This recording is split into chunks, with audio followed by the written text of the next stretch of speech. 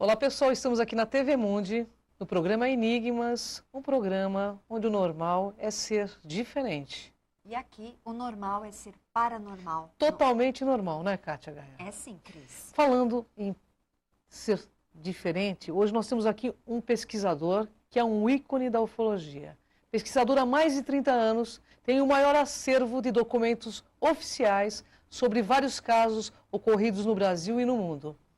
Eu deixo as honras da casa para Kátia Gaia fazer. Bem, nós estamos aqui com um ufólogo, pesquisador, gerente de banco, teólogo, ufólogo há 31 anos. Ele vai contar um pouco sobre alguns casos que para a gente é muito interessante.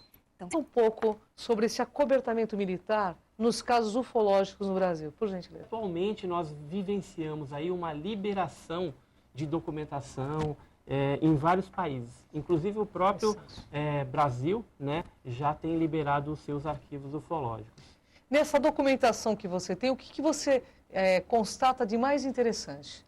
Então, o que a gente tem percebido, apesar de vir calhamaços, né, de documentação, milhares de páginas, aí, principalmente os documentos brasileiros, nós percebemos que ainda é a ponta do iceberg. Logicamente, casos assim mais estratégicos, envolvendo, por exemplo, quedas de naves, com a captura de fragmentos, filmagens interessantes, inclusive, ainda não vieram à tona. Eles estão liberando alguns casos assim mais simples, envolvendo avistamentos, algumas fotografias, principalmente de casos conhecidos como, por exemplo, o caso da Operação Prato. Liberaram também documentação e relatórios bem consistentes a respeito do famoso caso de maio de 86, onde 21 objetos não identificados saturaram os sistemas de radares e a Força Aérea Brasileira colocou ao encalço desses OVNIs, desses objetos voadores não identificados, caças de interceptação, Mirage e F-5, que passaram a perseguir esses objetos tanto no estado de São Paulo, né, São José dos Campos, Rio de Janeiro. Comprovado. Estive inclusive com Osiris Silva, que lançou um livro falando desse aparecimento de naves, né?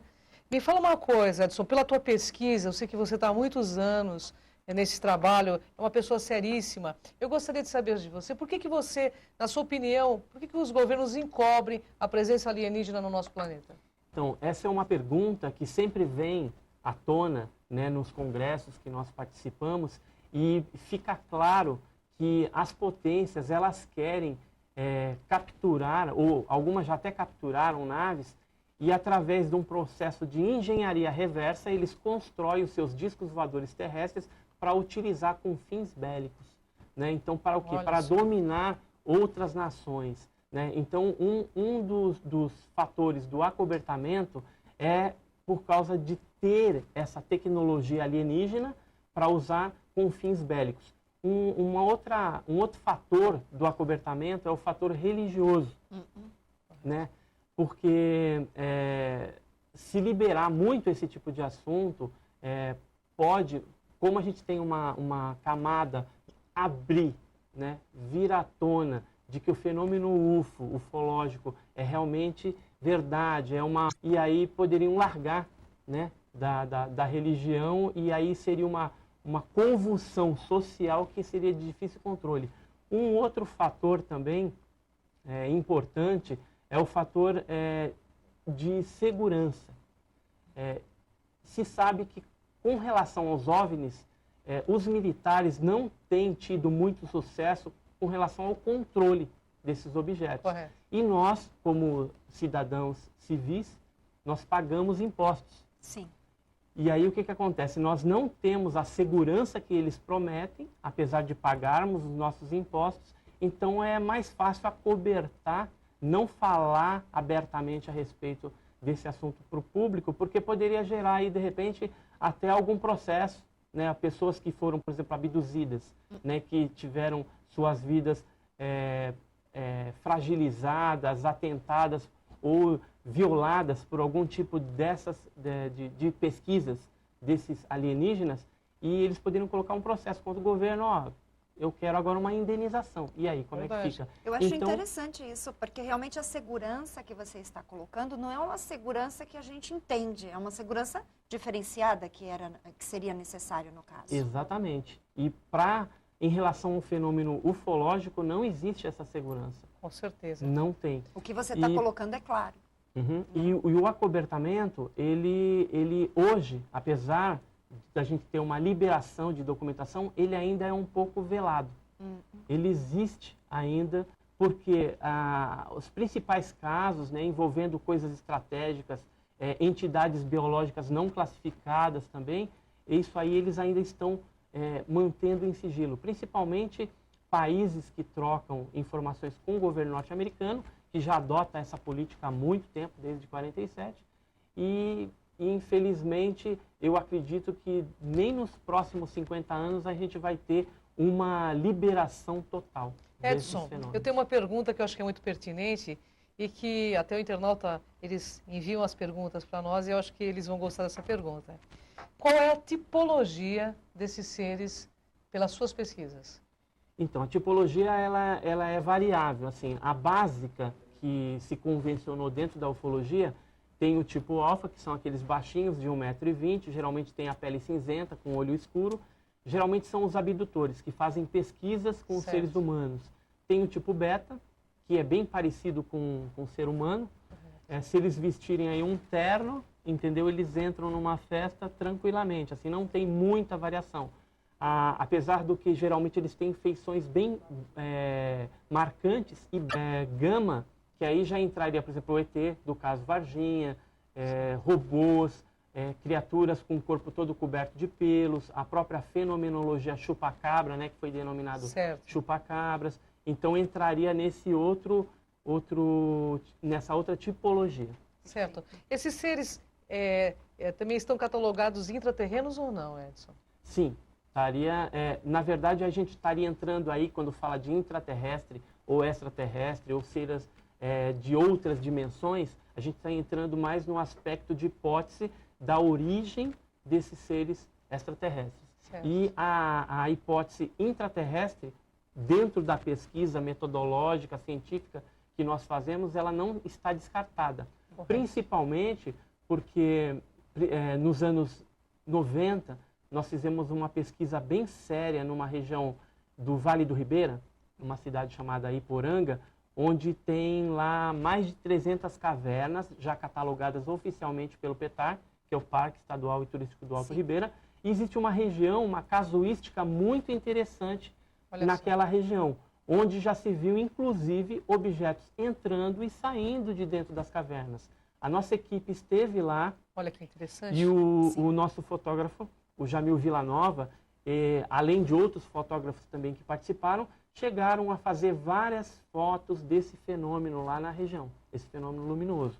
E o mais interessante assim, que aconteceu naquela época foi uma troca de sinais de lanterna que nós fizemos com 4 naves, que num determinado momento apareceu durante uma vigília noturna que nós estávamos fazendo.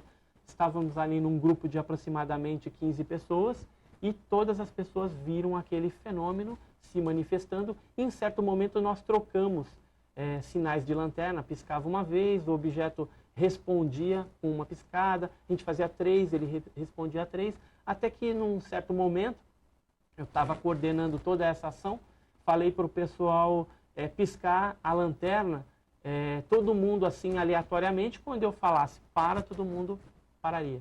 E foi o que foi feito. E aí, de repente, a gente esperou que o objeto fizesse o mesmo quantidade de piscadas, né, que foi um negócio aleatório, e não aconteceu nada. Simplesmente ficou lá estático por alguns segundos, e aí, de repente, ele deu do alto da Boa Vista, ficou tudo branco. Foi um negócio assim impressionante, e logo em seguida os objetos apagaram e não apareceu mais.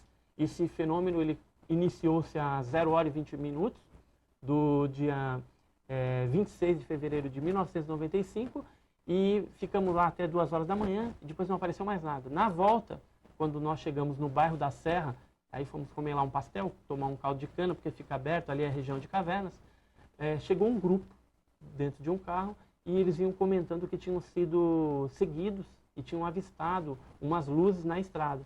Aí, quando a gente percebeu alguma coisa, eu já abordei essas pessoas que eram paulistas, né? Eram da cidade de São Paulo, e eles contaram para nós, confirmando que os fenômenos estavam ali naquela região, naquele dia, naquele fevereiro de 1900. Olha só, Então, Cris, Kátia, esse assunto e outros ele vai contar Ele no vai outro contar bloco. tudo sobre o Projeto Prato, sobre o caso Varginha. Edson Boaventura, gente. Até daqui a pouco aqui na TV Mundi, no programa Enigmas. enigmas@tvmundi.com.br. Mande sua pergunta e sugestões. Até daqui a pouco.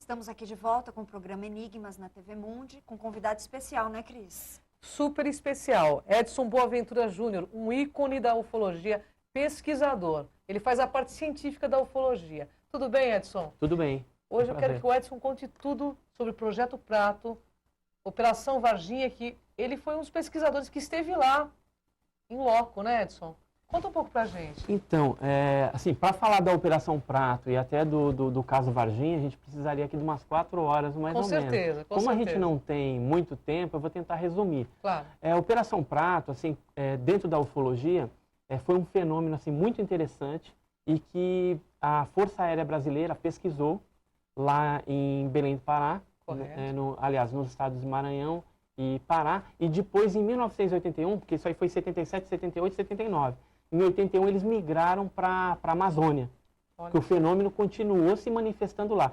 Como que eram esses fenômenos? Eram luzes que jogavam focos de luz em cima das pessoas e eles atingiam às vezes o pescoço, às vezes a parte superior do seio das mulheres e sugavam o sangue. Por isso que ficou chamado fenômeno chupa-chupa, né? Ou mais popularizado lá como chupa, luz vampira, né?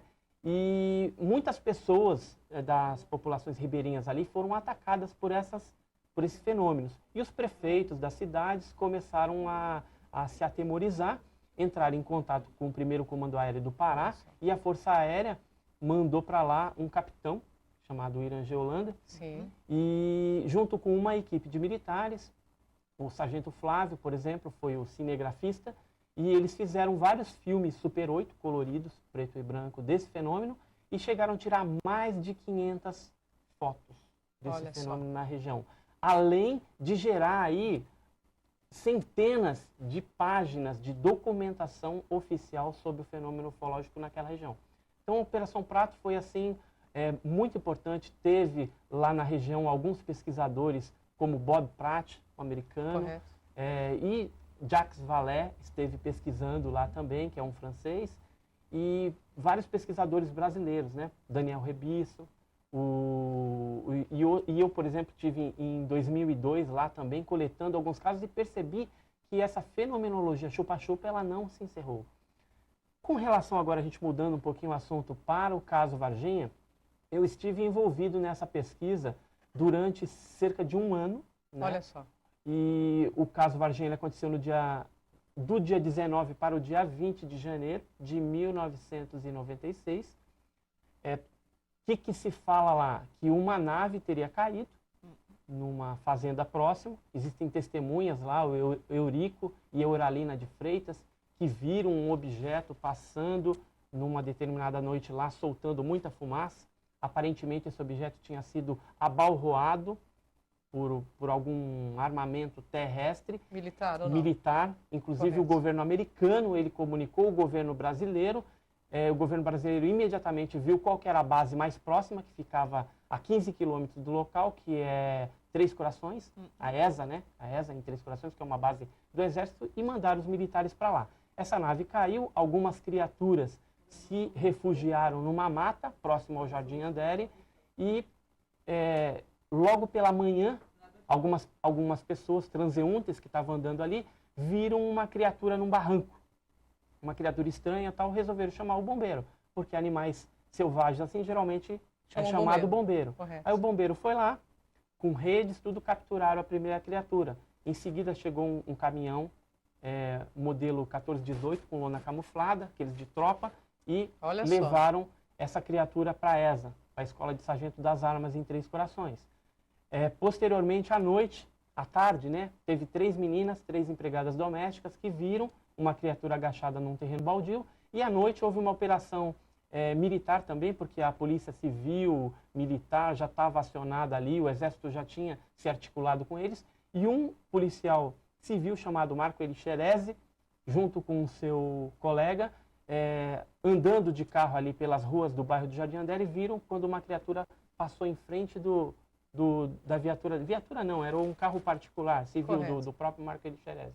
E aí ele desceu, capturou essa criatura, colocou no banco de trás, levou para o hospital. Ela estava aparentemente assim bem doente ou sofrendo as consequências do ambiente, vamos dizer, porque como ela saiu daquele ambiente dentro do disco, o ambiente externo do nosso planeta deve ter feito alguma alteração na estrutura daquela criatura. Levaram para o hospital, primeiro levaram para o pronto-socorro, depois ela foi levada para o Hospital Humanitas. No Humanitas, essa criatura veio a falecer.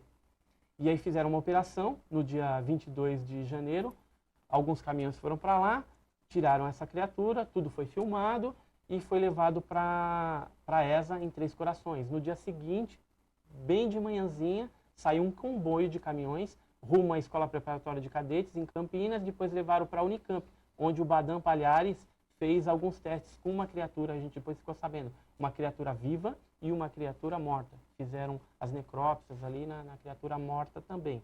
E 2 outras criaturas que também foram capturadas, seriam 4 criaturas, foram levadas para Brasília, junto com os fragmentos da nave, e foram mandados para os Estados Unidos. Olha só. Para a famigerada Área 51. E em função disso, houve um acordo entre o governo brasileiro e o americano, onde o americano, o diretor Goldin, na época o diretor da NASA, veio ao Brasil e possibilitou que o Marco César Pontes fosse treinado para ser levado para o espaço, para ver o OVNI lá no espaço também. Assunto então, uma troca né? de gentilezas. Essa troca que aconteceu no caso Varginha, em 96, ela não é, assim, única, né? A gente tem documentos em nosso poder, documentos americanos, franceses, de várias nações, que comprovam que o governo brasileiro trocava informações com os americanos desde 1967. Tá? Embora documentação oficial sobre esse assunto existe no governo brasileiro desde 1954. Edson, uma pergunta. Esses seres, pela tua pesquisa, eles são pacíficos? O que eles querem da nossa humanidade? Eu acho que você, como pesquisador, pode informar o nosso internauta, o nosso telespectador sobre esse assunto. Porque as pessoas querem saber o que eles querem de nós, quem são eles, do seu ponto de vista de pesquisador. Gente, é o maior pesquisador de ufologia da América Latina, Edson Boaventura, gente. Edson. Então, existem aí várias intenções. Uma tipologia de ser, tudo indica que eles estão aqui para fazer experiências genéticas, para coletar certos materiais, mas eles estão mais interessados com a raça humana. Correto. E interferem de forma invasora. Né? Então, a gente, do ponto de vista terrestre, a gente pode falar que são negativos, porque eles estão, de certa forma, invadindo a nossa privacidade. Correto. Outros seres já são assim, vêm aqui, coletam amostras de pedrinha, vegetais, animais. Então, assim, tudo indica que não seriam, assim, belicosos, né? Não Correto. seriam negativos. Mas tudo isso, a gente pensando, analisando, existe a parte da religiosidade também, da religião, que fala que alguns desses seres poderiam ser os anjos caídos da Bíblia. Ou seja, os demônios. Certo. E a sua visão de teólogo? A minha visão de legal. teólogo, aí eu fiz um trabalho de mestrado, quando fiz o bacharel de teologia, que era justamente sobre angelologia. E o que ficou provado nesse trabalho, né? Que foi um trabalho bem profundo, que alguns seres ditos ufológicos, né? Entidades que tripulam esses OVNIs ou que aparecem junto dos OVNIs, poderiam ser demônios. Realmente. Alguns deles. Por quê? porque a característica, como os demônios se apresentam na Bíblia, são muito parecidos com a atitude dos OVNIs. Correto. Na atualidade. Agora, uma coisa interessante nesse trabalho também foi os anjos. Os anjos são o quê? São extraterrestres, literalmente. Porque eles foram criados por Deus fora da Terra. Então, extraterrestre, fora da Terra. Edson, uma pergunta, desculpa te cortar, mas... Agora, os anjos bíblicos, eles têm, por exemplo, os anjos bonzinhos da Bíblia, eles têm uma função específica que é diferente dos tripulantes dos OVNIs, que é esse estudo que nós fazemos, científico. Certo. É diferente. Agora, os demônios que agem e tiveram a permissão de Deus, segundo a Bíblia, os livros sagrados, eles agem muito parecido com esses tripulantes. Por isso que tem muito evangélico, muitos religiosos aí que falam e que realmente são demônios. E existem clérigos que estudam esse fenômeno para a Igreja Católica, por exemplo, porque eles têm o maior interesse em saber o que é essa fenomenologia real que acontece no nosso planeta. Nesses demônios, eu gostaria de saber a questão dos reptilianos, que é uma questão que todo mundo pergunta muito para o Enigma, se eles existem. Você acha que eles estão inclusos nesse meio ou não? Então, os reptilianos, inclusive, eu fiz uma pesquisa há algum tempo atrás sobre aparições demoníacas na Idade Média. E eles falam muito dos súcubos e íncubos, que seriam demônios que visitam homens e mulheres, né, durante a noite, durante o sono. E se você pegar aquelas gravuras antigas da Idade Média, você vai ver que aparecem demônios com chifres. Sim. Se você pegar os reptilianos, alguns casos, eles são parecidos com lagartos e foram vistos capacetes com antenas. Quer dizer, para a Idade Média, as antenas poderiam ser interpretadas como chifres. Verdade, é entendeu? verdade. Então, tem um estudo assim, muito interessante que dá para se aprofundar cada vez mais e, de repente, chegar a alguma conclusão juntando aí a tipologia dos seres, as intenções que tem por trás de tudo isso. Então, o assunto ele é bem fascinante e descortina para nós muito conhecimento do porquê que nós estamos aqui, para onde nós vamos. Que são as perguntas que todos fazem, que né? todos fazem. Mas fica aí um convite para que você volte, porque com certeza o programa de hoje... Bem, o pessoal pesquisa pura, né? Pesquisa pura e o pessoal vai ficar louco com essa Boaventura. Fica um convite para uma próxima. Por favor. Gratidão imensa pela sua presença. Posso falar só um minutinho? A sua mensagem. É que nós não falamos aqui de uma coisa importante que foi o CIOANE, que é o Sistema de Investigações de Objetos Aéreos Não Identificados. A Força Aérea, em 69, teve um órgão oficial do governo que pesquisava OVNIs, principalmente no estado de São Paulo, embora eles foram em outros estados também. Esse CIOANE ele foi coordenado pelo brigadeiro José Vaz da Silva e operacionalmente pelo major Gilberto Zani de Mello, Major Zani. E eles fizeram assim, um trabalho brilhante de pesquisa científica dos OVNIs, onde seria assim, um trabalho único, que eu diria, o primeiro da Força Aérea Brasileira com relação. Isso está disponível na internet, no Arquivo Nacional lá em Brasília. Qualquer pessoa pode chegar e solicitar esse material para ver o que a pesquisa da Força Aérea Brasileira falou e concluiu a respeito dos discos voadores. Forneça, por favor, o site para o nosso teleinternauta, por favor. Então, o site é www.gugonline.com.br. Gente, é o Edson Boaventura, grande ufólogo, grande pesquisador. Vai estar outras pautas conosco. Nossa pauta é curtinha, mas é maravilhosa. Trazer tanto conhecimento à tona e tanto desacobertamento, como disse Edson. Edson, tem essas suas considerações finais ao nosso internauta, que a gente já está encerrando. Então, agradeço esse espaço, né? E numa próxima oportunidade nós estaremos aí com os telespectadores trazendo um pouco mais de cultura dentro desse vasto mundo que é a ufologia. Perfeito. É isso aí, né, Kátia? Porque cultura espiritualiza. E com certeza nós estamos aqui para desmistificar aí a ufologia e foi isso que nós fizemos hoje. Muito obrigada. Muito obrigada, Edson. Até Obrigado. o próximo Enigma, gente.